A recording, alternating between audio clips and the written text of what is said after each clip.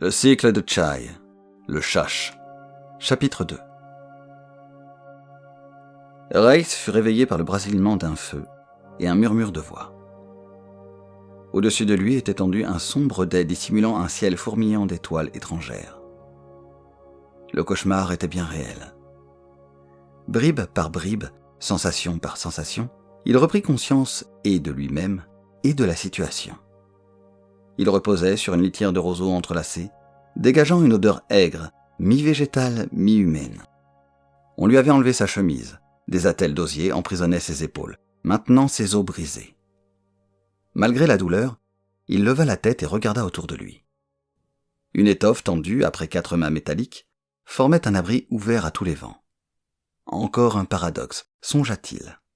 Ces piquets de métal étaient l'indice d'un niveau technologique élevé, alors que les armes et le comportement de ces gens étaient purement barbares. Il tenta de regarder vers le feu, mais l'effort fut trop douloureux, et il se laissa retomber en arrière. Le camp était installé en rase campagne. Ses ravisseurs avaient quitté la forêt. La présence des étoiles en était la preuve irréfutable. Il se demanda ce qu'était devenu son siège éjectable, et la trousse de survie qui y était fixée. Pour autant qu'il se le rappelât, et il se le rappelait avec regret, tous deux étaient restés accrochés dans l'arbre. Il les voyait encore se balancer aux branches. Race ne devait compter que sur lui-même et sur ses ressources profondes, à quoi il fallait ajouter son entraînement d'éclaireur, dont il avait, à l'époque, considéré certains aspects comme exagérément pédants. Il avait assimilé une foule de disciplines scientifiques, de base, linguistique et informatique, astronautique, technologie spatiale et énergétique, biométrie, météorologie, géologie et toxicologie. Voilà pour la théorie. De plus, dans les domaines pratiques, il avait acquis la maîtrise de toutes les techniques de survivance. Il connaissait la science des armes, les méthodes d'attaque et de défense, la diététique d'urgence, le bricolage de fortune, la mécanique de la propulsion spatiale, jusqu'à l'improvisation de réparation électronique. S'il n'était pas tué sans coup férir comme Paul Wonder, il pourrait survivre. Mais pourquoi faire ? Ses chances de revenir sur la Terre devaient être infinitésimales, ce qui diminuait d'autant l'intérêt intrinsèque que la planète offrait à ses yeux. Une ombre tomba sur son visage. Race reconnut l'adolescent à qui il devait d'avoir la vie sauve. Après avoir fouillé l'obscurité du regard, le jeune homme s'agenouilla et lui présenta une écuelle remplie de gruaux grossiers. « Merci beaucoup, » dit Race, « mais je ne crois pas que je pourrais manger. Les éclisses m'empêchent de bouger. » Le garçon se pencha en avant et dit quelques mots sur un ton assez sec. Sa physionomie avait une sévérité et une intensité singulières pour un gamin qui n'avait sûrement pas plus de 16 ans. Au prix d'un effort épuisant, Race se dressa sur un coude et prit l'écuelle. Le jeune homme se releva, recula de quelques pas et l'observa tandis qu'il essayait de manger. Puis il se tourna et lança un appel d'une voix revêche. Une petite fille arriva en courant, s'inclina, se saisit du récipient et se mit à faire manger Race avec autant d'attention que de gravité. L'adolescent resta quelque temps à regarder la scène, visiblement intrigué par Race, dont la perplexité était d'ailleurs égale à la sienne. Des hommes et des femmes sur un monde situé à 212 années-lumière de la Terre. S'agissait-il d'un phénomène d'évolution parallèle ? C'était incroyable. Cuillerée par cuillerée, la fillette lui enfournait le gruau dans la bouche. Âgée de 8 ans environ, elle était vêtue d'une espèce de pyjama en lambeaux d'une propreté douteuse. Une demi-douzaine d'hommes de la tribu s'approchèrent pour assister au spectacle. L'adolescent faisait mine d'ignorer les murmures des conversations. Quand l'écuelle fut vide, la petite approcha un pot de bière aigrelette des lèvres de Race, qui but parce que c'était ce qu'on attendait de lui, bien que le breuvage le fît grimacer. « Merci », dit-il à l'enfant, qui lui adressa un sourire hésitant avant de s'éclipser précipitamment. Race se laissa retomber sur sa paillasse. Le jeune homme lui adressa quelques mots d'un ton brusque. De toute évidence, il posait une question. « Je suis désolé, mais je ne comprends pas. Que cela ne vous fâche surtout pas. J'ai besoin de tous les amis que je peux me faire. » Le garçon ne renouvela pas sa tentative et ne tarda pas à s'en aller. Race essaya de dormir. Le feu était bas. Dans le camp, l'activité se raréfiait. Un faible appel retentit au loin, sorte de ululement chevrotant, auquel un autre répondit, puis un autre encore, jusqu'à ce que des centaines de voix s'unissent en une mélopée presque musicale. Ray se redressa sur un coude. Il remarqua que 2 lunes ayant le même diamètre apparent, l'une rose et l'autre bleu pâle, s'étaient levées à l'est.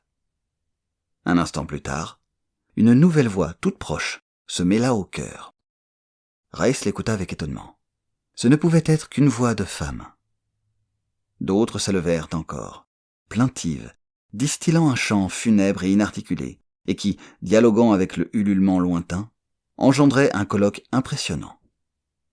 Finalement, la mélopée cessa et le silence retomba sur le camp. Ray s'assoupit et finit par sombrer dans le sommeil. Le matin venu, il put se faire une idée plus précise du camp. Celui-ci avait été dressé dans un creux de terrain flanqué de 2 larges collines basses. Une multitude d'autres collines s'étiraient vers l'est.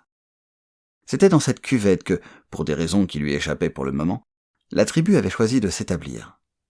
Tous les matins, 4 jeunes guerriers vêtus de longues capes marron enfourchaient de petites motocyclettes électriques, et chacun de leur côté disparaissait dans la steppe. Le soir, ils revenaient et faisaient leur rapport à Traz-Omnal, le jeune chef. Tous les matins également, un cerf-volant prenait l'air, entraînant un gamin de 8 ou 9 ans qui tenait visiblement le rôle de guetteur. En fin de journée, le vent avait tendance à s'apaiser et le cerf-volant retombait plus ou moins brutalement. En général, le petit garçon s'en tirait avec une simple bosse, bien que les hommes chargés de la manœuvre se préoccupassent moins de sa sécurité que de la préservation de l'engin, fait d'une armature de bois sur laquelle était tendue une membrane noire, formant 4 ailes. Tous les matins, une effrayante clameur s'élevait à l'est, derrière la colline. Cela durait près d'une demi-heure. Ce vacarme, Race ne tarda pas à l'apprendre, provenait du troupeau de bêtes aux jambes multiples, constituant la réserve de viande de la tribu. Tous les matins, une femme d'1,80 m, musclée en conséquence, et qui faisait office de boucher, se rendait dans l'enclos armée d'un couteau et d'un merlin. Elle revenait avec 3 ou 4 pattes coupées selon les besoins de la tribu. Parfois, elle prélevait une partie du dos d'une bête ou l'éventrait pour extraire tel ou tel organe. Les animaux ne faisaient guère de difficulté pour se laisser trancher les pattes. Celles-ci repoussaient rapidement, mais poussaient des hurlements prodigieux quand on leur fouillait les entrailles. Pendant que ses os se ressoudaient, Race n'eut de contact qu'avec les femmes, qui formaient un groupe bien morne, et avec Traz-Omnal, qui passait la plus grande partie de la matinée en sa compagnie, à lui parler, à inspecter ses vêtements et à lui enseigner la langue rousse. Elle possédait une syntaxe régulière, mais la multiplicité des temps, des modes et des aspects la rendait ardue. Longtemps après que Race fut capable de s'exprimer, Traz-Omnal s'attacha, avec cette sévérité si peu en rapport avec sa jeunesse, à le corriger et à lui inculquer le bon usage qui était tout aussi complexe. Race apprit ainsi que la planète s'appelait Chai, et les lunes, Az et Braz. Les membres de la tribu étaient les Crous, ou hommes emblèmes, ainsi nommés d'après les objets d'argent, de cuivre, de pierre ou de bois qui ornaient leur casque. Le statut de l'individu était déterminé par son emblème, lequel était considéré comme une entité semi-divine, dotée d'un nom, d'une histoire précise, d'une idiosyncrasie et d'un rang distinctif. Dire que c'était l'emblème qui contrôlait l'homme, plutôt que l'homme qui portait l'emblème, n'avait rien d'exagéré, car l'emblème conférait à l'homme son nom et sa réputation, et définissait son rôle au sein de la tribu. L'emblème le plus éminent était Onmal. Traz, qui, auparavant, n'était qu'un simple gamin, comme les autres, en était le détenteur. Onmal incarnait la sagesse, l'adresse, la résolution et l'indéfinissable vertu des Crus. On pouvait hériter d'un emblème, se l'approprier après avoir tué son propriétaire, ou en fabriquer un à son propre usage. Dans ce dernier cas, le nouvel emblème n'avait ni personnalité ni vertu, tant qu'il n'avait pas participé à des exploits remarquables, et, par conséquent, accédé à un statut particulier. Quand un emblème changeait de main, son nouveau propriétaire en assumait bon gré malgré la personnalité. Certains étaient mutuellement antagonistes, et l'homme entrant en possession d'un de ceux-là devenait aussitôt l'ennemi de celui qui arborait l'emblème antinomique. Il y avait des emblèmes vieux de plusieurs milliers d'années, ayant un passé touffu. Il y en avait qui portaient malheur, et étaient présages de mauvais augure. D'autres conféraient l'intrépidité à leurs porteurs, ou bien une sorte de folie furieuse dans certaines circonstances. Reiss ne doutait pas que la notion qu'il se faisait de ces personnalités symboliques fût bien pâle et bien grise comparée à l'intensité avec laquelle les Crus sentaient ces choses. Sans son emblème, le Crus était un homme sans visage, sans prestige et sans fonction. Ce qu'était en fait précisément Reiss lui-même, ainsi qu'il l'apprit. Il était un cerf ou une femme. Dans la langue des Crus, il n'y avait qu'un seul mot pour les deux. Chose curieuse, du moins Reiss la trouvait-il curieuse, les hommes emblèmes le croyaient originaire d'une lointaine région de Chai. Au lieu d'être impressionnés par le fait qu'il était arrivé à bord d'un vaisseau spatial, ils pensaient qu'il était subordonné à une race non humaine inconnue, exactement comme les hommes chash étaient les cerfs des chash bleus, les hommes dirdir les cerfs des dirdir. Quand Traz Onmal exprima ce point de vue pour la première fois devant lui, Reiss s'en indigna. « Je suis de la Terre, une lointaine planète.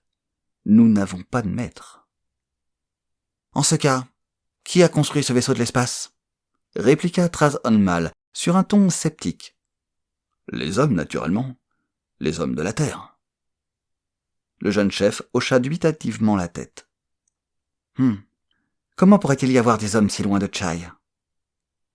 Reiss eut un rire à la fois amer et amusé.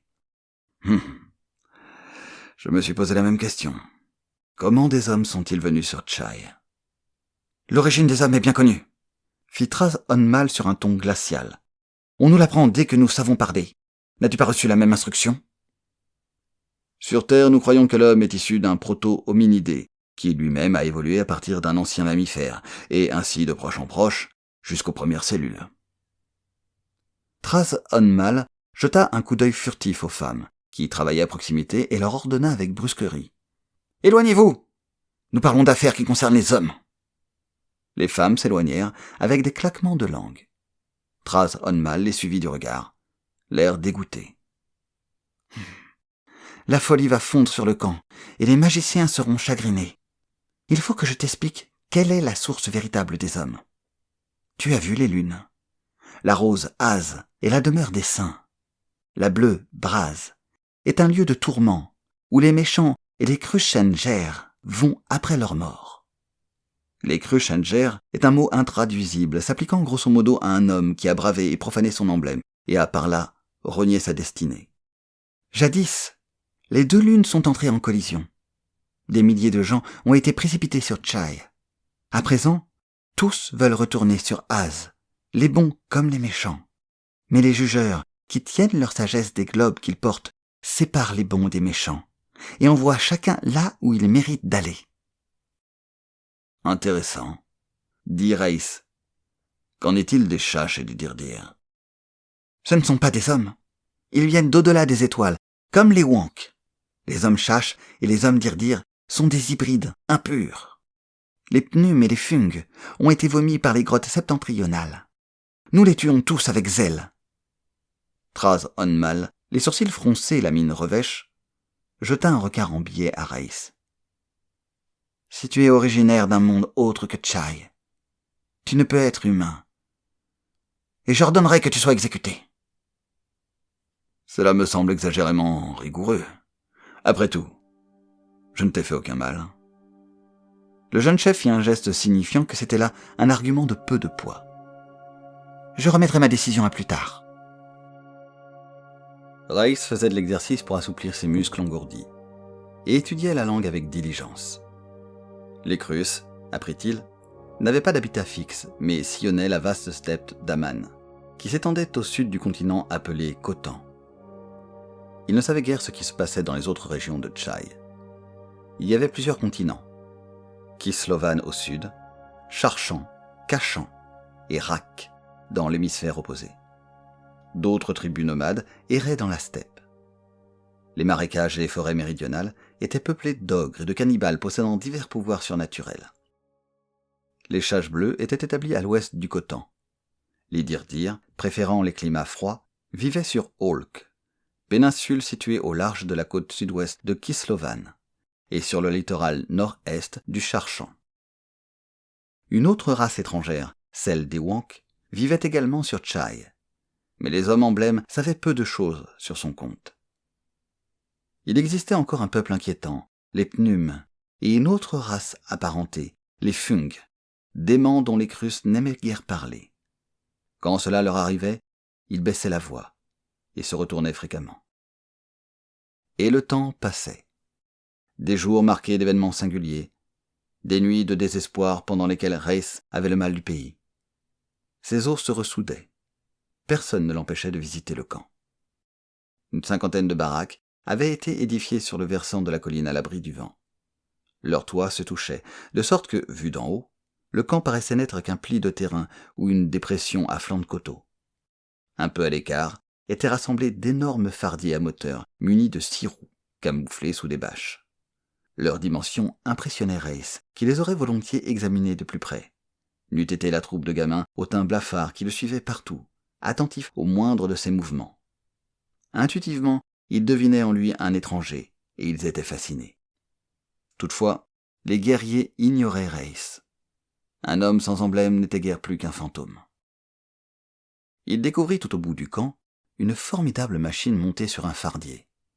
Une catapulte géante, dont la flèche atteignait 15 mètres. Un engin de siège. Sur l'un de ses flancs était peint un disque rose et un disque bleu. Probable référence aux 2 lunes, Az et Braz. Les jours passaient, devenaient des semaines. 1 mois s'écoula. Race n'arrivait pas à comprendre les raisons de l'inactivité de la tribu. Ces gens-là étaient des nomades. Pourquoi s'attardaient-ils aussi longtemps en ce lieu? Tous les matins, les 4 éclaireurs partaient en reconnaissance, tandis que le cerf-volant noir tournoyait dans les airs, ballottant le petit quêteur dont les membres oscillaient comme ceux d'un mannequin. Les guerriers étaient visiblement nerveux. Pour s'occuper, ils faisaient du maniement d'armes. Celle-ci était de 3 sortes. Une longue rapière flexible, évoquant une queue de raie, avec laquelle on frappait des stocks et de tailles. Une catapulte, projetant des dards empennés grâce à l'énergie fournie par des câbles élastiques, et un écu triangulaire de 30 cm de long sur un peu plus de 20 de large, dont la base, aux angles aigus acérés comme des rasoirs, pouvait être utilisée à la manière d'un tranchoir. À la gamine qui s'était tout d'abord occupée de Race avait succédé une petite vieille ratatinée qui avait une tête de raisin sec, puis une jeune fille qui, si elle n'avait pas été aussi triste, aurait pu être séduisante. Âgée de 18 ans environ, elle avait des traits réguliers et de beaux cheveux blonds, constamment hérissés de paille et de brindilles. Elle allait pieds nus et n'avait pour tout vêtement qu'une grossière tunique grise tissée à la main. Un jour, où Race méditait sur un banc, elle passa devant lui. Il la prit par la taille et, de force, la fit asseoir sur ses genoux. Elle sentait les ajoncs, la fougère, la mousse de la steppe et l'odeur légèrement âcre de la laine. « Qu'attends-tu de moi ?» demanda-t-elle avec inquiétude, d'une voix enrouée, en essayant de se relever, sans d'ailleurs faire beaucoup d'efforts pour se dégager. Raïs trouva que son poids et sa chaleur avaient quelque chose de réconfortant. « Enlevez les saletés que tu as dans les cheveux pour commencer. Ne bouge pas. » Elle se détendit, sans cesser de regarder le terrien à la dérobée. Intriguée, soumise, mal à l'aise. Race commença par la peigner avec ses doigts, puis continua avec un morceau de bois. La jeune fille, immobile, gardait le silence. « Et voilà, maintenant tu es jolie. » Elle paraissait perdue dans un rêve. Enfin, elle sauta sur ses pieds. « Il faut que je m'en aille, » fit-elle précipitamment. « Quelqu'un pourrait voir. » Mais elle ne se décidait pas. Race fit mine de l'attirer de nouveau à lui, mais sagement, il résista à cette impulsion et la laissa partir. Le hasard voulut qu'il la rencontrât encore le lendemain. Cette fois, elle était peignée et lavée. Elle s'arrêta pour l'observer derrière son épaule. Le même regard, la même attitude que Race avait vue des centaines de fois chez les filles de la Terre. Ce souvenir l'emplit de nostalgie, à en être malade. Sur Terre, on s'accorderait pour dire que cette petite était belle. Ici, dans la steppe d'Aman, elle n'avait que très vaguement conscience de ce qu'était la séduction. Il lui tendit la main, et elle s'approcha comme malgré elle, et c'était certainement le cas car elle connaissait les coutumes de sa tribu. Raïs la prit par les épaules, puis passa un bras autour de sa taille, et l'embrassa. Elle parut étonnée. Il lui demanda en souriant, « On ne t'avait jamais fait cela ?»« Non. Mais c'est agréable. » Recommence. Reis poussa un profond soupir. Et puis après, pourquoi pas? Il entendit un bruit de pas derrière lui. Un coup de poing l'envoya rouler à terre, tandis qu'éclatait un torrent de mots si rapide qu'il fut incapable d'en saisir un seul. La pointe d'une botte s'enfonça dans ses côtes, aux grandes dames de son épaule qui n'était pas encore tout à fait guérie. Son agresseur s'avança alors vers la jeune fille, qui, recroquevillée sur elle-même, se mordait le poing. Il la frappa, lui flanqua des coups de pied et la chassa en hurlant blasphème et injures. « Rapport obscène avec un esclave étranger! C'est comme cela que tu respectes la pureté de la race !» Esclave. Reis se releva. Le mot résonnait dans sa tête. Esclave. La jeune fille s'enfuit en courant pour aller se réfugier sous l'un des gigantesques fardiers. Traz Onmal surgit, attiré par le tumulte. Le guerrier, un robuste gaillard à peu près du même âge que Reis, tendit vers lui un doigt frémissant. « C'est un maudit, un mauvais présage. Il est intolérable qu'il fraye avec nos femmes. Il faut le tuer ou le châtrer. » Traz Onmal considéra Reis d'un air dubitatif. « Il n'a pas l'air d'avoir fait grand mal ?»« Pas grand mal, bien sûr, mais uniquement parce que le hasard a voulu que je passe par là. Puisqu'il a tellement d'énergie à dépenser avec les femmes, pourquoi ne pas le mettre au travail? Devons-nous l'engraisser à ne rien faire? Qu'on le castre et qu'il fasse les corvées avec les femmes !» Traz Onmal approuva sans enthousiasme. Reis, le cœur serré, songea à sa trousse de survie qui se balançait à un arbre avec tout ce qu'elle contenait, médicaments, communicateurs, sondoscopes, cellules énergétiques et, surtout, armes. Il était aussi avancé que si tout son matériel était resté à bord d'Explorateur 4. Traz Onmal avait fait appeler la bouchère. « Va chercher un couteau tranchant. Cet esclave a besoin qu'on calme ses ardeurs. »« Oh, attendez !» hoqueta Reis. « Est-ce là une façon de traiter un étranger? Vous n'avez donc pas de tradition d'hospitalité ?»« Non, » répondit Traz Onmal. « Nous sommes les Crus, et nous sommes animés par la force de nos emblèmes. » Le terrien protesta. « Cet homme m'a frappé. Est-ce un lâche? Accepte-t-il de se battre avec moi? Si je m'empare de son emblème, n'aurais-je pas le droit de prendre sa place dans la tribu ?» L'emblème constitue lui-même cette place, reconnut le jeune chef. Ce guerrier, Ossum, est le véhicule de l'emblème Vaduz. Sans Vaduz, il ne vaudrait pas plus que toi. Mais s'il donne satisfaction à Vaduz, ce qui doit être le cas, tu ne pourras jamais t'approprier l'emblème. Je peux toujours essayer. C'est concevable, mais il est trop tard. Voici la bouchère qui revient. Sois assez bon pour te dévêtir. Reis se tourna avec horreur vers la femme, dont les épaules étaient larges et de plusieurs centimètres plus épaisses que les siennes. Un rictus fendait son visage, tandis qu'elle avançait sur lui. « Nous avons le temps, » murmura Reis. « Nous avons tout le temps. » Il fit face à Ossum Vaduz, qui dégaina. L'acier émit une plainte stridente en frottant le cuir rude. Mais Reis s'était rapproché et son adversaire recula pour se dégager afin de pouvoir se servir de son arme d'1,80 m de long. Le terrien lui prit le bras, un bras qui avait la dureté du métal. Ossum Vaduz était le plus fort des deux, et de loin. D'une puissante torsion, il fit rouler Reis à terre. Mais ce dernier, accompagnant le mouvement, pivota sur lui-même pour déséquilibrer l'autre. Il souleva son épaule, balança l'homme emblème par-dessus sa hanche, et Ossum Vaduz se retrouva à terre. Reis lui envoya un coup de pied en pleine tête et posa son talon sur sa gorge pour lui écraser le larynx. Ossum Vaduz, allongé de tout son long, se tortilla convulsivement et, tandis qu'il agonisait, son casque s'en fut roulé à quelque distance. Reis voulut s'en emparer, mais le chef magicien s'en saisit. « J'ai combattu pour m'approprier l'emblème !» s'écria Reis à l'adresse de Traz Onmal. « Il est à moi !»« Pas du tout !» s'exclama le magicien avec chaleur. « Ce ne serait pas conforme à notre loi.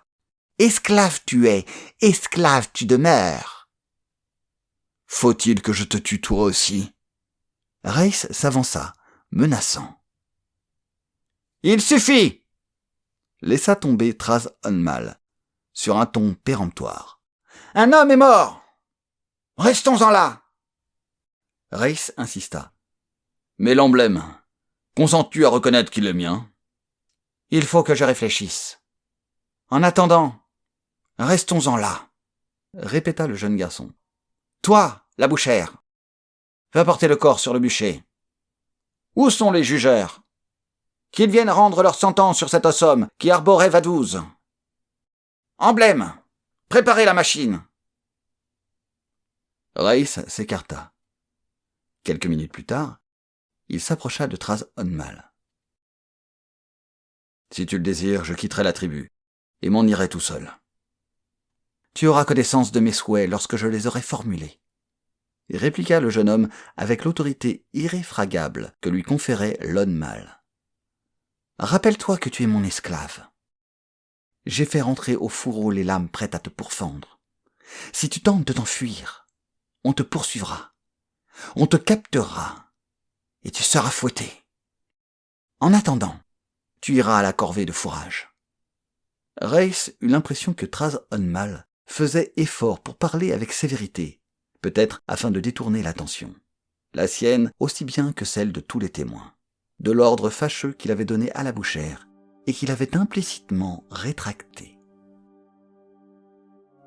Pendant tout un jour, le corps démembré d'Ossom, qui avait porté l'emblème nommé Vadouze, se consuma à petit feu dans un four spécial, dégageant une odeur pestilentielle que le vent répandait sur le camp. Les guerriers débâchèrent la monstrueuse catapulte et l'installèrent au milieu du terrain. Le soleil sombra derrière un banc de nuages empourprés. Le crépuscule était un tumultueux chaos d'ocre et de bistre. Du cadavre d'Ossom, il ne restait que des cendres. Et devant la tribu rassemblée en rang murmurant, le chef magicien fit avec ses cendres une pâte qu'il pétrit en la mêlant de sang de bête. Cette espèce de gâteau fut alors placé dans une boîte qu'on fixa à l'extrémité du bras de la catapulte. Les magiciens regardaient à l'est, où Az, la lune rose, se levait. Elle était presque à son plein. D'une voix tonitruante, le chef magicien l'invoqua. « Az, les jugeurs ont jugé un homme, et ils ont prononcé que c'était injuste. Il se nomme Ossom et portait Vadouze. Prépare-toi, Az, nous t'envoyons Ossom. » Les guerriers chargés de la manœuvre de la catapulte enclenchèrent un levier. La gigantesque flèche se redressa, braquée vers le ciel. Les câbles tendus crissèrent. Le trait auquel étaient fixées les cendres de Somme fut placé dans la rigole prévue à cet usage. Le bras de la catapulte était pointé. De la foule monta un gémissement qui s'amplifia, devint une plainte gutturale. « Va-t'en vers Az !» s'écria le magicien. Il y eut un sifflement assourdissant. Le projectile fila si vite qu'il échappa au regard. Quelques instants plus tard, une blanche gerbe de feu s'épanouit dans le ciel, et les guetteurs poussèrent un soupir de ravissement. Les membres de la tribu restèrent une demi-heure encore, les yeux tournés vers Az. Enviait-il Ossom, qui à présent était censé connaître le bonheur dans le palais de Vadouze, se demandait Reiss. Retardant le moment de regagner sa couche, il scrutait les silhouettes sombres. Soudain, il réalisa avec un sourire sans joie qu'il guettait la jeune fille qui avait été à l'origine de tous ces événements. Le lendemain, on envoya Reiss au fourrage. Il s'agissait de cueillir une sorte de feuille rugueuse, s'achevant par une substance molle d'un rouge sombre. Loin de protester, il était heureux d'échapper ainsi à la monotonie de la vie du camp. Le moutonnement des collines s'étendait à l'infini, aussi loin que plongeait le regard. Succession de croupes, tour à tour noires et ambrées, se déployant sous le ciel de Tchaï que griffait le vent. Reiss se tourna vers le sud, vers la masse obscure de la forêt, à l'un des arbres de laquelle se balançait toujours son siège éjectable. Du moins l'espérait-il. Il ne tarderait pas à demander à Traz Onmal de le mener là-bas. Quelqu'un l'observait. Il pivota sur ses talons, mais ne fit rien. Tout en examinant avec méfiance les environs du coin de l'œil, il se mit au travail, cueillant les végétaux dont il emplit les 2 paniers suspendus à la perche, placés en travers de son épaule. Comme il descendait dans un creux de terrain où poussaient de petits arbustes couronnés de feuilles qui faisaient comme des flammes rouges et bleues, il vit flotter le gris d'une blouse. C'était la jeune fille. Elle feignait de ne pas l'avoir remarqué. Race alla à sa rencontre, et ils s'immobilisèrent l'un en face de l'autre. Elle ne savait pas très bien si elle devait sourire ou s'enfuir, et nouait et dénouait ses doigts avec embarras. Race prit ses mains dans les siennes. « Si nous nous retrouvons et devenons des amis, nous allons avoir des ennuis. » Elle acquiesça. « Je sais. C'est vrai que tu viens d'un autre monde ? » ?»« Oui. »« À quoi ressemble-t-il ? » ?»« C'est difficile à dire. »« Les magiciens sont idiots, n'est-ce pas ? Les morts ne vont pas sur Az. »« Je ne le crois pas. » Elle se rapprocha de lui. « Recommence comme l'autre fois. » Il l'embrassa, puis l'empoignant par les épaules, la repoussa. « Nous ne pouvons pas être amants. Tu serais malheureuse et il te battrait encore. » Elle haussa les épaules. « Cela m'est égal. J'aimerais pouvoir aller sur la terre avec toi. »« Moi aussi, j'aimerais bien pouvoir y retourner. »« Recommence. Rien qu'une fois encore. » Soudain, elle poussa une exclamation étranglée, regardant par-dessus l'épaule de Race. Il fit volte-face. Il perçut un mouvement. Il y eut un sifflement, un choc sourd, un déchirant sanglot de douleur. La jeune fille tomba à genoux et s'effondra, les poings crispés sur la flèche empennée qui sortait de sa poitrine. Race émit un cri enroué et regarda frénétiquement à droite et à gauche. La ligne d'horizon était limpide. On n'apercevait personne.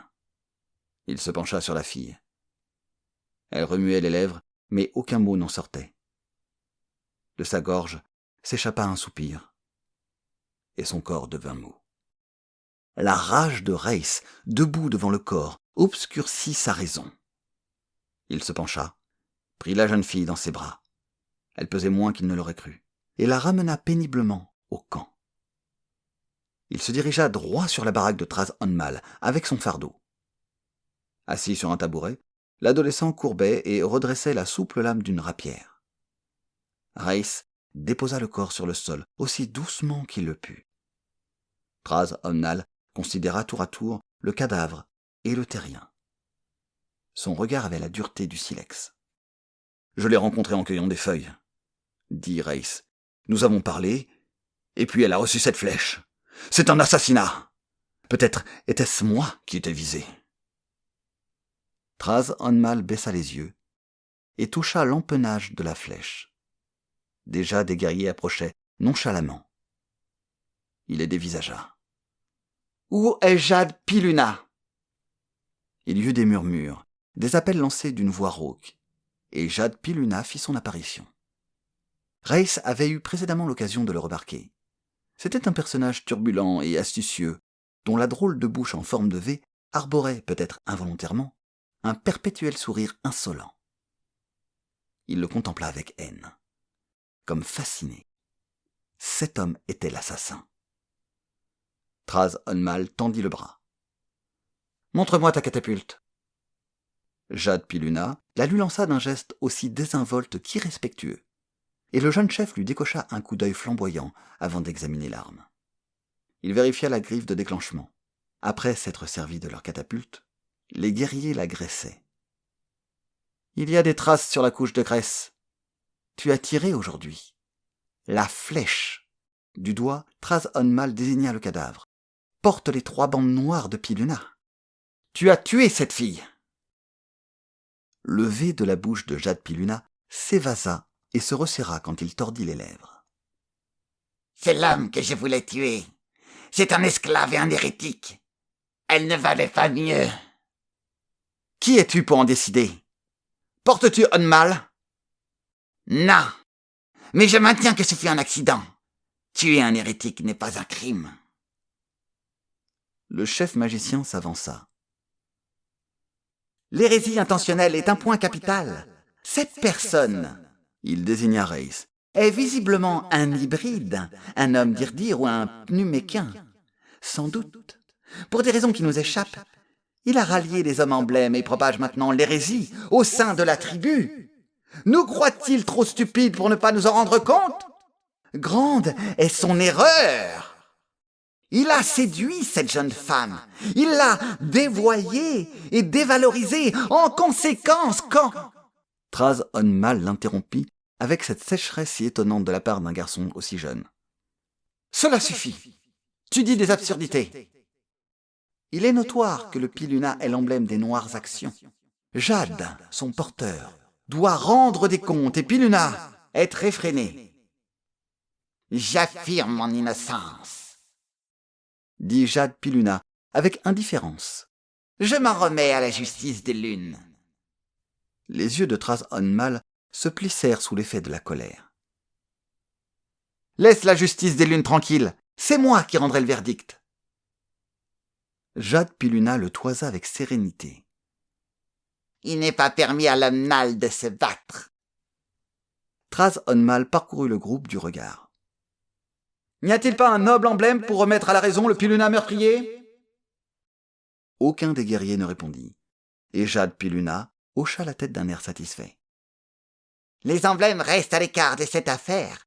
Ton appel demeure sans écho. Mais tu as insulté Piluna en employant le mot meurtrier. J'en demande réparation aux lunes. Qu'on apporte le disque, dit Traz Onmal d'une voix contenue. Le chef magicien s'éloigna et revint avec un coffret confectionné dans un os gigantesque. Il se tourna vers Jade Piluna. À laquelle des deux lunes t'adresses-tu pour réclamer justice? J'exige d'être innocenté par Az, lune de vertu et de paix. Qu'il plaise à Az de prouver mon bon endroit. Très bien, laissa tomber Traz Onmal. Veuille Braz, la lune de l'enfer, réclamer son dû. De la boîte d'os, le chef magicien sortit un disque dont une face était rose et l'autre bleue. Que tout le monde s'écarte. Il lança le disque qui tournoya dans l'air, s'inclina, tangua, puis parut flotter avant de retomber, montrant son côté rose. Az, lune de vertu, proclame cet homme innocent, s'écria le magicien. Braz n'a pas jugé bon d'intervenir. Reiss poussa un amer grognement de dérision et se tourna vers Traz Onmal. J'en appelle au jugement des lunes. Pour qu'elle juge quoi? Demanda le chef magicien. Sûrement pas de ton hérésie. Elle est démontrable. Je demande à la lune Az de me concéder l'emblème Vaduz, afin que je puisse punir le meurtrier Jade. Traz Onmal décocha au terrien un regard où se lisait l'étonnement, et le chef magicien s'exclama sur le ton de l'indignation.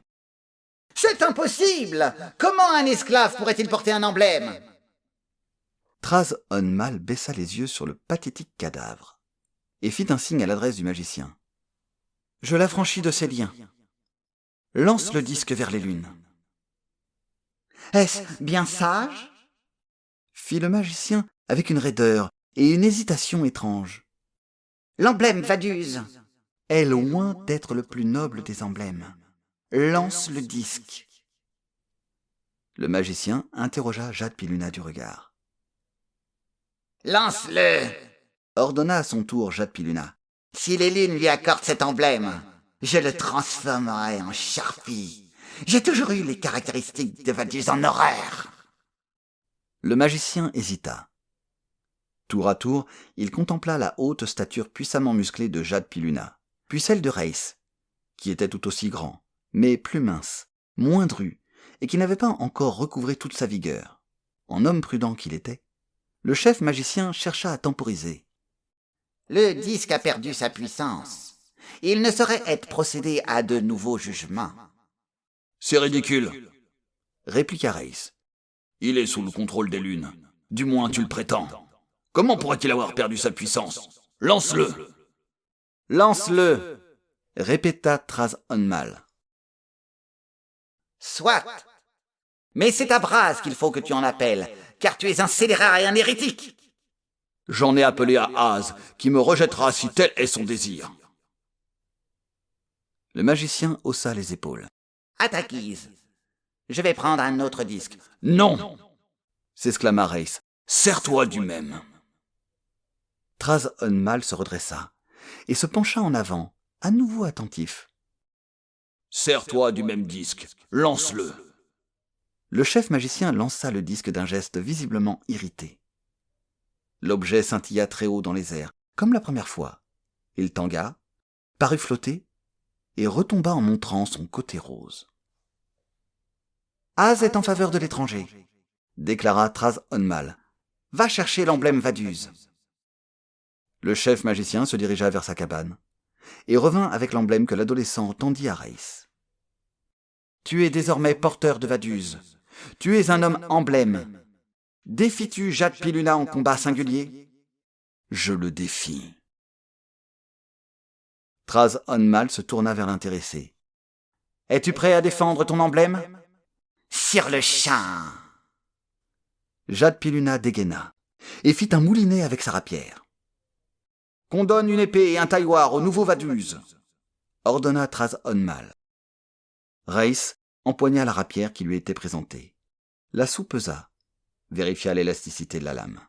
Jamais il n'avait eu entre les mains une épée d'une telle souplesse, et il en avait pourtant manié de nombreuses, car l'escrime faisait partie de l'entraînement qu'il avait subi. En un sens, c'était un instrument peu commode, inefficace pour le corps à corps. Quand il s'exerçait, les combattants se tenaient à distance l'un de l'autre. Ils tâtaient le fer, travaillaient le coup de revers et l'écharpe, se fendaient, mais battaient relativement peu du pied. Le tailloir triangulaire, que l'on tenait de la main gauche, était un instrument bizarre lui aussi. Reiss tenta une passe tout en observant du coin de l'œil Jade Piluna, qui, l'arme au pied, le contemplait d'un air dédaigneux. Essayer de se battre dans le même style que son adversaire serait courir au suicide, songea Reiss. « Attention !» s'écria Traz Onmal. « Vaduz défie Piluna ! 41 rencontres semblables ont déjà eu lieu, et Piluna a 34 fois humilié Vaduz. Saluez-vous, emblème !» D'emblée, Jade Piluna se fendit. Reiss esquiva sans difficulté, et la lame s'abattit. Mais son adversaire para à l'aide de son tailloir. Reiss en profita pour porter un coup de tailloir à Jade Piluna, lui labourant la poitrine. La blessure était insignifiante, mais elle suffit à dégonfler la suffisance de Piluna, qui recula, les yeux écarquillés de fureur, les joues soudain écarlates. Il porta à Reiss une botte furieuse, et il fallut au terrien toute sa robustesse et tout son brio technique pour l'esquiver. Pas question de contre-attaquer. Toutes ses ressources étaient nécessaires pour détourner la lame qui sifflait dans l'air. Brusquement, un spasme inquiétant lui vrilla l'épaule, suivi d'une douleur fulgurante. Le souffle court, il haletait. Le fer de son adversaire lui entailla la cuisse, puis le biceps gauche. Plein d'assurance, Jade Piluna, fanfaronnant, poussa son avantage dans l'espoir que Reiss tomberait et qu'il pourrait le hacher menu. Mais se fendant, le terrien écarta la lame de son bouclier, et l'épée atteignit Piluna à la tempe, bousculant son casque noir. Jade Piluna rompit pour le remettre en place, mais Reiss se fendit de nouveau, cherchant le contact pour lequel n'étaient pas faites ses épées trop longues. Il asséna de nouveau un coup de tailloir sur le casque sombre de Jade Piluna, et le casque tomba à terre. Lâchant son arme, Reiss s'en saisit. Jade, dépouillé de son emblème, recula, l'affolement peint sur les traits. Il revint à la charge, mais Reiss se para avec le casque, et la rapière sonna contre les oreillettes de celui-ci. À son tour, il se fendit, et sa rapière transperça l'épaule de son adversaire. Jade se dégagea frénétiquement, et rompit pour avoir davantage de champ, mais haletant, couvert de sueur. Reiss le harcelait sans trêve. « Je détiens l'emblème Piluna qui t'a rejeté avec dégoût, dit-il. Tu vas maintenant mourir, assassin !» Poussant un cri inarticulé, Jade repartit à l'assaut, et de nouveau, Reiss utilisa le casque pour détourner la rapière. Il se fendit et plongea sa lame dans le ventre de l'ancien porteur de Piluna. D'un coup de tailloir, Jade lui arracha son épée des mains. Pendant quelques secondes, il resta immobile, grotesque, la lame plantée dans le corps, regardant Reiss en accusateur avec horreur. Puis il arracha l'épée, la lança au loin, et marcha sur le terrien, qui se baissa pour ramasser son tailloir dont la pointe pénétra dans la bouche béante de Jade, où il se ficha comme une fantastique langue de métal. Les genoux du Crous ployèrent, et il s'effondra, demeurant sur le sol que ses doigts griffaient convulsivement. Raïs, dont le souffle grinçait, laissa choir le casque orné du piluna dans la poussière et s'adossa au poteau de l'abri. Un silence total régnait. Enfin, Traz Onmal prit la parole. « Vaduz a triomphé de Piluna, et l'emblème reprend son éclat. Où sont les jugeurs? Qu'ils viennent juger Jade Piluna. » Les 3 magiciens s'avancèrent. Leurs regards flamboyants se posèrent tour à tour sur le nouveau cadavre, sur Traz Onmal, et glissèrent sur Raïs. « Jugez !» ordonna l'adolescent de sa voix sèche d'adulte. « Et tâchez de rendre un jugement équitable. » Après un conciliabule à voix basse, le chef magicien déclara « Le jugement est difficile à rendre. Jade a eu une vie héroïque. Il a servi Piluna avec honneur. Il a assassiné une fille. Pour la bonne cause, elle était souillée par l'hérésie. Elle avait commercé avec un abominable hybride. Quel homme religieux n'aurait-il pas agi de même? Il a outrepassé le domaine de sa compétence.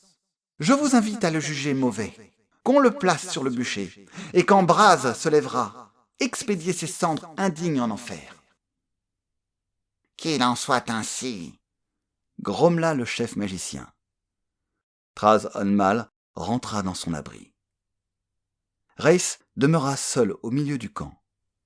Par petits groupes, les guerriers palabraient, visiblement mal à l'aise, tout en lui décochant des regards chargés de dégoût. L'après-midi touchait à sa fin. D'épais nuages voilèrent le soleil. Menaçants, des éclairs pourpres scintillèrent tandis que retentissait le grondement rauque du tonnerre. Précipitamment, les femmes allaient dans tous les sens pour recouvrir de bâches les ballots de foin et les récipients remplis de graines alimentaires. Les guerriers, de leur côté, s'employèrent à resserrer les cordages des bâches, protégeant les fardiers. Raïs regarda le cadavre de la jeune fille, que personne ne s'était soucié d'enlever. Il était impensable de le laisser toute la nuit dehors sous la pluie et dans le vent. Le bûcher était allumé, prêt à dévorer la dépouille de Jade. Raïs prit la jeune morte dans ses bras, et sourd aux protestations des vieilles qui entretenaient le feu, il la déposa dans le brasier, avec tout le recueillement et toute la dignité requis. Quand les premières gouttes de pluie s'écrasèrent sur le sol, il regagna l'espèce de hangar qui avait été mis à sa disposition. C'était un véritable déluge. Trempées jusqu'aux os, les femmes dressèrent un abri rudimentaire au-dessus du bûcher et continuèrent de l'alimenter avec du petit bois. Quelqu'un entra dans la baraque, et Raïs se tapit dans l'ombre. Il reconnut Traz Onmal, à la lueur d'un éclair. Le jeune chef paraissait morne et déprimé. « Raïs Vaduz, où es-tu » Raïs s'approcha. L'autre le regarda et secoua mélancoliquement la tête. « Depuis que tu es dans la tribu, tout va de travers. Ce ne sont que dissensions, disputes et morts. Les éclaireurs annoncent à leur retour que la steppe est vide. Piluna a été souillée. Les magiciens sont entrés en lutte contre l'Onmal. Qui es-tu? Pourquoi nous apportes-tu de telles malédictions? Je suis ce que je t'ai dit que j'étais, répondit Raïs, un homme de la terre. Hérésie, répondit Traz Onmal, d'une voix dénuée de passion. Les hommes emblèmes sont tombés d'as. C'est en tout cas ce qu'affirment les magiciens. Raïs réfléchit un instant avant de répliquer. Quand les idées sont en contradiction comme c'est le cas ici, ce sont en général les plus puissantes qui triomphent. C'est parfois une bonne chose, et c'en est parfois une mauvaise. La société des emblèmes me semble néfaste. Un changement ne pourrait qu'être profitable. Vous êtes mené par des prêtres qui... Non, fit l'adolescent d'un ton incisif. C'est Onmal qui dirige la tribu. J'emporte l'emblème, et il parle par ma bouche. Jusqu'à un certain point. Les prêtres sont assez malins pour faire en sorte que tout se passe selon leurs vœux. Quels sont tes desseins? Cherches-tu à nous détruire? Bien sûr que non. Je ne veux détruire personne, sauf quand cela devient nécessaire pour assurer ma propre survivance. Le jeune garçon poussa un profond soupir. Je suis désorienté. Tu te trompes. Ou alors, ce sont les magiciens? Ce sont les magiciens qui se trompent. Sur Terre, l'histoire humaine a un passé vieux de 10 000 ans. Le jeune chef éclata de rire. Naguère, avant que je ne porte Onmal, la tribu est entrée dans les ruines de l'antique Carcéjus, où elle a capturé un pnuméquin. Les magiciens l'ont torturé pour qu'il leur transmette son savoir. Mais il s'est contenté de maudire chacune des minutes des 52 000 années qui se sont écoulées depuis qu'il y a des hommes sur Chai. 52 000 années, contre tes 10 000. Tout cela est très étrange. Très étrange en vérité. Traz Onmal se leva, contempla le ciel où couraient les nuages chassés par le vent de la nuit. J'ai observé des lunes, fit-il d'une voix ténue. Les magiciens les observent aussi. Les présages ne sont pas bons. Je crois que nous allons avoir une conjonction.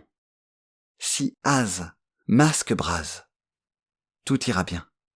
Mais si c'est le contraire qui se produit, ce sera à quelqu'un d'autre d'arborer l'Onmal.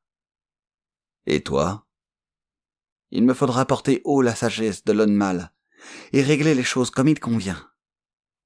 Sur ces mots, Traz Onmal sortit. La tempête hurlait à travers la steppe. Une nuit, un jour, une seconde nuit. Au matin du deuxième jour, le soleil se leva dans un ciel clair, en proie au vent. Comme de coutume, les éclaireurs partirent en reconnaissance. À midi, ils revinrent, vibrants d'excitation. Et aussitôt, ce fut un déchaînement d'activité. On replia les bâches, on démonta les abris. Les femmes chargèrent les fardiers tandis que les guerriers bouchonnaient les chevaux sauteurs, les pansaient à l'huile, les sellaient, et fixaient les rênes à leurs très sensibles barbillons frontaux. « Que se passe-t-il » demanda Reis à Traz Onmal. « Une caravane venant de l'Est a enfin été signalée. Nous attaquerons au bord de la rivière Yoba. À présent que tu es Vaduz, tu pourras participer à l'action et prendre ta part de butin. » Le jeune chef ordonna que l'on amène un cheval sauteur, et Reis, exultant, sauta sur le dos de la bête nauséabonde. Sous le poids de ce cavalier inconnu, l'animal se cabra en agitant son moignon de queue. Reis tira sur la bride. Alors sa monture s'aplatit et s'élança dans la steppe tandis que le terrien se cramponnait désespérément. De tonitruants éclats de rire fusèrent derrière lui. C'étaient les braillements de joie et des lazis dont les experts saluaient les tribulations d'un pied tendre. Finalement, Reis réussit à maîtriser sa monture et rebroussa chemin. Quelques instants plus tard, toute la troupe se mit en marche en direction du nord-est. Les bêtes, au pelage noir, au cou démesuré, écumantes, avançaient en tressautant. Les guerriers courbaient le buste, relevaient les genoux, et les oreillettes de leurs casques de cuir claquaient. Reis ne pouvait s'empêcher d'éprouver une exaltation archaïque à l'idée de participer à cette sauvage cavalcade. 1 heure durant, le martèlement des sabots fit résonner la steppe. Les hommes emblèmes s'aplatissaient sur l'encolure de leur monture quand ils étaient à découvert. Peu à peu, le paysage se fit moins accidenté. Devant les cavaliers s'allongeait maintenant une vaste étendue hachée d'ombre et de traînées de couleurs ternes.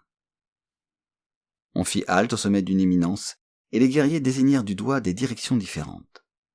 Traz Onmal leur donna ses instructions, et Reis s'approcha pour écouter. « La piste sud jusqu'au gué. Nous attendrons sous le couvert des halliers de l'oiseau carillon. Les Ilans se dirigeront d'emblée vers le gué. Ils enverront les éclaireurs reconnaître les bois de Zad et la colline blanche. À ce moment, nous attaquerons au centre et nous repartirons avec leurs fourgons chargés de trésors. Vous avez bien compris? Alors, en avant!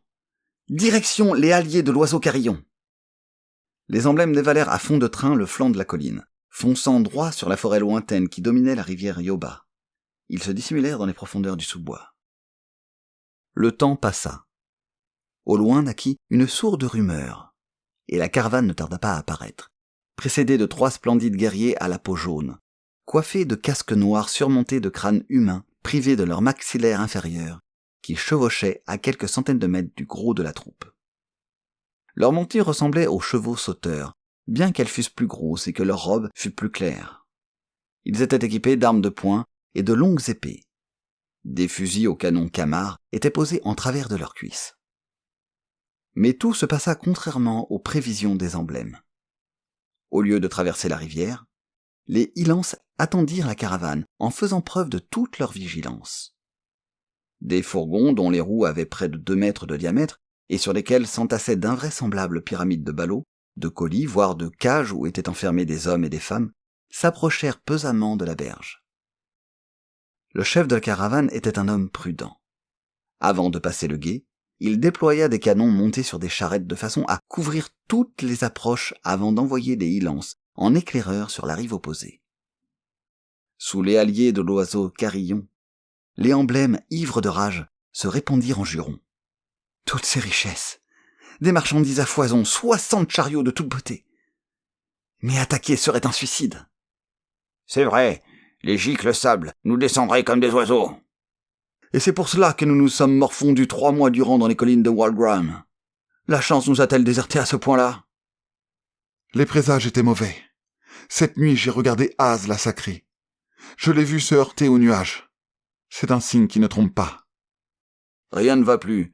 Toutes nos expéditions se soldent par l'échec. Nous sommes sous l'influence de Braz. De Braz. À moins que ce soit l'œuvre du sorcier aux cheveux noirs qui a tué Jade Piluna. C'est la vérité. Il est venu pour faire échouer notre raid alors que nous avons toujours été heureux en guerre. Et l'on commença à regarder d'un sale œil Rès, qui s'efforçait de passer inaperçu. Les chefs de guerre palabrèrent. Nous ne pourrons rien faire si nous attaquions. La campagne serait jonchée de guerriers morts et les emblèmes se noieraient dans la rivière. Alors, pourquoi ne pas les suivre et attendre la nuit pour livrer l'assaut? Non, ils sont trop bien gardés. Leur chef est Baojian. Il n'en prend pas de risque. Braz est son âme. Comme ça, nous aurons donc piétiné pour rien pendant 3 mois. Mieux vaut avoir piétiné pour rien que de plonger dans le désastre. Retournons au camp. Les femmes auront tout emballé et nous prendrons la route de l'Est, vers Meragan. Prendre la route de l'Est, encore plus démunis que nous ne l'étions en partant vers l'Ouest. Quelle abominable malchance.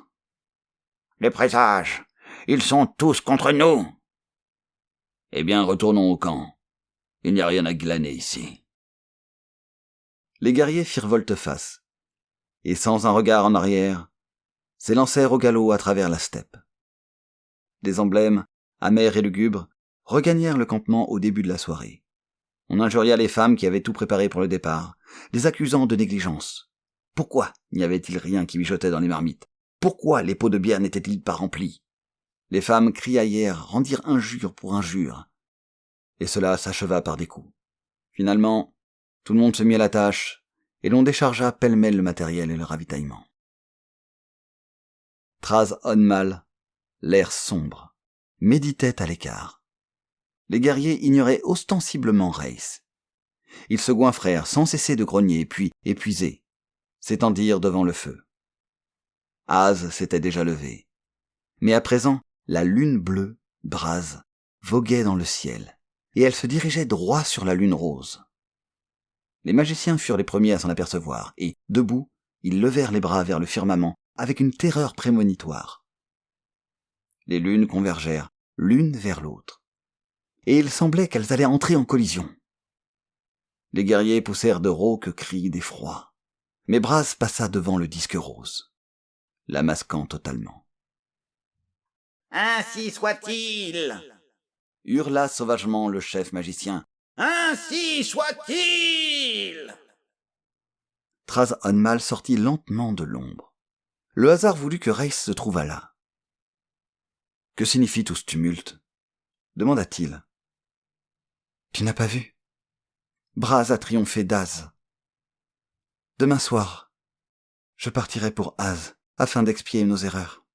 Et toi, sans nul doute, tu seras expédié sur Braz. » Tu veux dire par le feu et par la catapulte? Oui. J'ai de la chance d'avoir porté l'Onmal aussi longtemps. Mon prédécesseur n'avait guère plus de la moitié de l'âge que j'ai quand il a été expédié sur Az. Penses-tu que ce rituel ait une valeur pratique? C'est ce à quoi tout le monde s'attend, répondit Traz Onmal après une hésitation. Les emblèmes vont exiger que je me tranche la gorge dans le feu. Il faudra que j'obéisse. Il est préférable de partir tout de suite. Ils vont dormir comme des souches. Comment? Nous deux? Où veux-tu aller? Je ne sais pas. N'y a-t-il aucun pays où les gens ne s'entretuent pas? Et il se peut qu'il en existe, mais pas dans la steppe d'Aman. Si nous pouvions nous emparer de ma vedette spatiale, et si nous avions le temps de la réparer, nous pourrions quitter Tchai et rallier la Terre. C'est impossible. Ton vaisseau est aux mains des Chaches. Tu ne le récupéreras jamais. C'est bien ce que je crains. N'importe comment, mieux vaut partir tout de suite que de se faire tuer demain. Traz Onmal contemplait fixement les lunes. Onmal m'ordonne de rester. Je ne puis le trahir. Il n'a jamais fui. L'Onmal a toujours accompli son devoir jusqu'à la mort. Accomplir son devoir est une chose, se suicider pour rien en est une autre. D'un geste brusque, Reiss s'empara du casque de Traz Onmal et en arracha l'emblème. L'adolescent poussa un cri, presque comme s'il éprouvait une douleur physique, puis regarda Reiss bouche bée. « Que fais-tu? Toucher l'Onmal, c'est la mort. » Tu n'es plus Traz Onmal. Tu es seulement Traz. Le jeune garçon parut se recroqueviller sur lui-même, se rapetisser. « Très bien, » fit-il d'une voix étouffée. « Il m'est égal de mourir. » Il jeta un coup d'œil circulaire autour de lui. « Il va falloir partir à pied. Si nous essayons de sceller les chevaux sauteurs, ils vont crier et grincer des cornes. Attends-moi là. Je vais chercher des vêtements et des vivres. » Traz partit, laissant Reiss avec l'emblème Onmal. À la lumière des lunes, l'objet avait l'air de scruter le terrien, de lui communiquer des ordres funestes. Reiss creusa un trou dans le sol et l'y enfouit. Il eut l'impression que l'Onmal frissonnait et exhalait un inaudible cri d'angoisse. Il le recouvrit de terre, avec le sentiment d'avoir commis un péché. C'était comme s'il était halluciné. Quand il se releva, ses mains étaient moites et tremblantes, et la sueur ruisselait sur son dos. Le temps passa. 1 heure, 2 heures, Reiss était incapable de le dire. Depuis son arrivée sur Tchai, il avait perdu la notion du temps. Les lunes déclinaient dans le ciel, minuit approchait, et fut dépassé.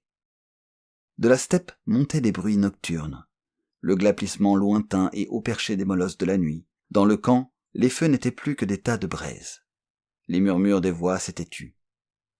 L'adolescent surgit derrière Reiss. « Je suis prêt. Voici un manteau et un paquet de vivres pour toi. » Reiss s'aperçut que son intonation avait changé. Il s'exprimait avec moins d'assurance, moins de brusquerie. Son casque noir paraissait singulièrement nu. Son regard se posa sur les mains de Reiss, fit vivement le tour de l'abri, mais Traz ne posa aucune question au sujet de l'Onmal. Ils se dirigèrent vers le nord, gravirent la colline pour en longer le faîte. « Nous serons davantage repérables pour les molosses de la nuit, » murmura Traz, « mais les quêteurs restent confinés dans l'ombre des marais. » Si nous parvenons à atteindre la forêt et à retrouver l'arbre auquel mon harnais est encore accroché, comme je l'espère, nous serons beaucoup plus en sécurité, et alors... Il s'interrompit. L'avenir était une terre vierge. Ils parvinrent au sommet de la colline et firent halte pour se reposer. Les lunes éclairaient la steppe de leurs lueurs pâles. Une série de plaintes prolongées retentirent. Pas très loin, au nord. « À plat !» souffla Traz. « Colle-toi au sol. Les molosses sont en chasse. » Ils restèrent un quart d'heure sans bouger. Les étranges hurlements s'élevèrent de nouveau, à l'est cette fois. « Viens !» dit Traz. « Ils encerclent le camp, dans l'espoir d'enlever un enfant. » Ils se remirent en marche, en direction du sud, évitant les noirs marécages dans toute la mesure du possible. Traz reprit la parole. « La nuit est bien avancée. Quand le jour se lèvera, les emblèmes se lanceront à notre poursuite. Si nous réussissons à atteindre la rivière, nous aurons des chances de leur échapper. Mais si les hommes des marais nous capturent, cela ne vaudra pas mieux pour nous. Ce sera peut-être même pire. » Ils continuèrent d'avancer 2 heures durant. À l'est, le ciel commençait à prendre une teinte d'un jaune liquide, derrière les nuages sombres que les striaient. Devant eux se dressa la haute masse de la forêt. Traz se retourna et contempla le chemin qu'ils avaient suivi. « Le camp va s'éveiller. Les femmes vont allumer le bûcher. Bientôt les magiciens viendront chercher l'Unmal. Moi, comme ils ne me trouveront pas, le camp va être en émoi. Il y aura des cris, des malédictions, de la fureur. Les emblèmes sauteront sur leurs chevaux sauteurs et s'élanceront au galop. De nouveau, il fouilla l'horizon du regard. Ils ne tarderont pas à nous rejoindre. Ils parvinrent enfin à l'orée de la forêt noire, humide, comme inondée de flaques de nuit. Thraz hésita, examina la futaie, puis la steppe. Le marécage est-il loin? Lui demanda Reiss. Pas très, 2 à 3 kilomètres. Mais je sens l'odeur d'un berle. Reiss huma l'air et décela un fumet âcre et putride. Ce n'est peut-être que sa piste, fit Thraz d'une voix rauque. Les emblèmes seront ici dans quelques minutes à peine. Il vaudrait mieux tenter de gagner la rivière.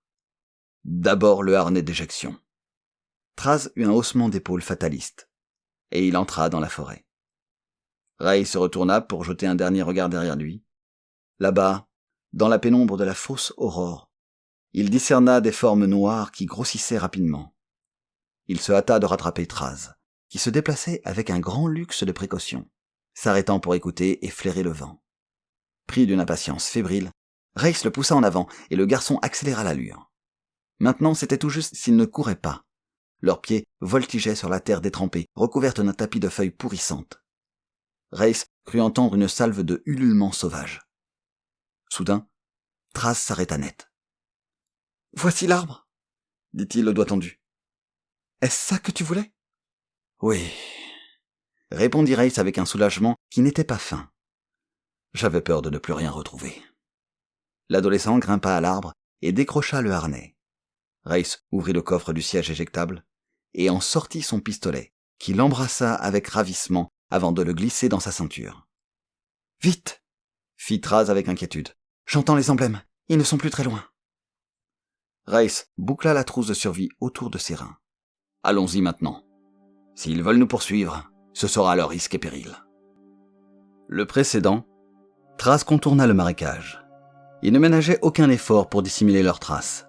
Il revint sur ses pas, sauta par-dessus un éperon de boue noire de 5 mètres de haut, en se balançant à une branche, escalada un arbre qui plia sous son poids et qui le catapulta 20 mètres plus loin de l'autre côté d'un bosquet de roseaux touffus. Reiss imita chacun de ses exploits. Maintenant, on entendait nettement les voix des guerriers. Ils atteignirent le bord de la rivière qui charriait une eau brunâtre. Thraz découvrit un radeau fait de bois flottant, de lianes mortes et d'humus maintenu par des joncs verts. Il le poussa dans le courant, puis se dissimula avec son compagnon au milieu d'un massif de roseaux voisins.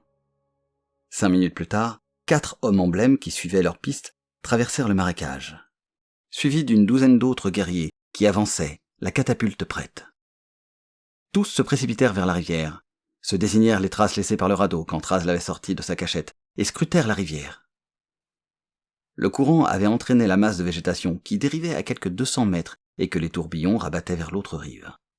Les emblèmes, poussant des cris de rage, firent volte-face et s'élancèrent à toute vitesse le long de la berge, en pataugeant dans la boue et en trébuchant dans les broussailles. « Vite !» souffla Thraz. « Ils ne tarderont pas à éventer le stratagème. On va repartir en suivant leur empreinte. » Thraz et Reiss, tournant le dos à la rivière, franchirent la fondrière en sens inverse et retrouvèrent la forêt. Ils couraient. Les appels et les cris s'éloignaient, se turent. Un peu plus tard, de furieuses clameurs de joie les remplacèrent. « Ils ont retrouvé notre piste !» fit Thraz d'une voix étranglée. « Ils vont nous rattraper avec leurs chevaux sauteurs. Jamais nous ne... » Brusquement, le jeune homme s'interrompit, leva la main, et Reiss reconnut l'odeur fétide et douceâtre de tout à l'heure. « Le berle !» balbutia Thraz. « Par ici, l'arbre !» Reiss, sa trousse de survie se balançant derrière lui, escalada derrière Thraz le tronc aux branches d'un ver huileux. « Plus haut !» lui intima l'adolescent. « Cette bête est capable de faire des bonds gigantesques. » Le berle apparut. C'était une monstrueuse créature souple et brune, nantie d'une abominable tête de sanglier, fendue d'une large gueule. À son cou s'articulait une paire de longs bras, s'achevant par des mains démesurées et couvertes de cornes, que le berle brandissait au-dessus de son crâne. Apparemment attentif aux appels des guerriers, il se désintéressait de Thraz et de Reiss, auquel il se contenta de décocher un coup d'œil furtif. Jamais le terrien n'avait vu un mufle aussi démoniaque. « C'est absurde. Ce n'est qu'une bête. » L'animal s'enfonça dans la forêt. Quelques instants plus tard, le tumulte que faisaient leurs poursuivants cessa brutalement. « Ils l'ont senti, » dit Traz. « Profitons-en pour filer. » Ils descendirent de leur arbre et s'éloignèrent en direction du nord. Derrière eux s'élevèrent des hurlements d'horreur, des mugissements rauques accompagnés de crissements de crocs. « Nous n'avons plus rien à craindre des emblèmes, » annonça Traz d'une voix blanche. « Ceux qui auront survécu prendront la fuite. » Le regard qu'il adressa à Reis vacilla. Quand ils rejoindront le camp, il n'y aura plus d'Onmal. Que se passera-t-il? Sera-ce la mort pour la tribu? Je ne le pense pas. Fais confiance aux magiciens. Bientôt ils émergèrent de la forêt. Devant eux s'étalait une steppe plate et déserte, baignée d'une lumière couleur de miel. « Qu'y a-t-il à l'ouest » demanda Reis. « La manne occidentale. Et le pays des vieux chaches. Après ce sont les aiguilles de Jang. Au-delà, on trouve les chaches bleues et la baie d'Aezedra. » « Et au sud ?» ?»« Les marécages. Les hommes des marais y vivent sur des radeaux. Ils ne sont pas comme nous. Ce sont des petits êtres jaunes aux yeux blancs, aussi cruels et aussi malins que les chaches bleues. »« Ils n'ont pas de ville ?»« Non. Des villes, il y en a par là. » Traz désigna le nord. « Elles sont toutes en ruine. Il existe d'anciennes cités dans toute la steppe. Elles sont hantées. Les Fung, entre autres, y vivent au milieu des décombres. » Reis interrogea plus avant le jeune homme sur la géographie et la population de Tchai, et finit par constater que le savoir de Traz comportait bien des lacunes. Les Dirdir et les hommes Dirdir habitaient par-delà la mer. Où? Le garçon ne savait pas au juste. Il y avait 3 espèces de chaches. Les vieux chaches, vestiges décadents d'une race jadis puissante, qui était actuellement concentrée autour des aiguilles de Shang. Les chaches verts, nomades de la steppe morte, et les chaches bleues. Traz détestait tous les chaches indistinctement, encore qu'il n'eût jamais vu de vieux chaches. « Les vers sont terribles. Des démons. Ils ne sortent pas de la steppe morte. Les emblèmes sont installés au sud, et ils ne quittent leur territoire que pour effectuer des raids ou piller des caravanes. Celle que nous avons renoncé à attaquer avait fait un crochet vers le sud pour éviter les vers. » « Où se rendait-elle ?»« Probablement à Pera, ou peut-être à Jalk, sur la mer Lémastique, mais c'est moins vraisemblable. La route caravanière nord-sud relie Jalk à Mazoun.